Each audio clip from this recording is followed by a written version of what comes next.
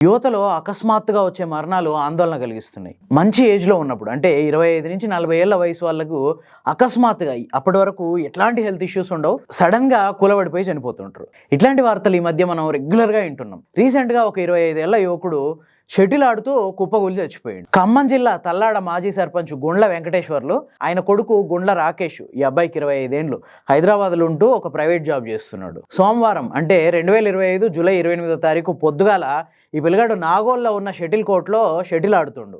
అప్పటి వరకు చాలా యాక్టివ్‌గా షటిల్ ఆడిండు. కింద పడ్డ షటిల్‌ని చేత్తో తీసుకొని సర్వీస్ చేయబోతున్నంతలో అట్లే పక్కకు పడి కుప్పకూలిపోయిండు. అక్కడున్న వాళ్ళ ఫ్రెండ్స్ అందరూ కలిసి డాక్టర్ దగ్గరికి తీసుకుపోయే లోపు అప్పటికే చచ్చిపోయినట్లు ఆ డాక్టర్ చెప్పిండు. మనం చాలా సార్లు వింటూ ఉంటాం. పని చేస్తూనే చచ్చిపోయిండు, ఆడుతూనే చచ్చిపోయిండు.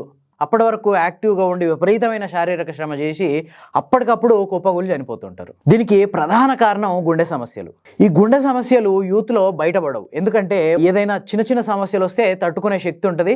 చాలామంది యూత్ ఏం చేస్తుంటారంటే ఇది ఆ సమస్య అయ్యి ఉండదులే. ఏదైనా ఇబ్బంది అయినా కూడా నాకు నా 25 ఏండ్లు నాకేం సమస్య అన్న ఉద్దేశంతో ఉంటారు. దాన్ని నెగ్లెక్ట్ చేస్తారు.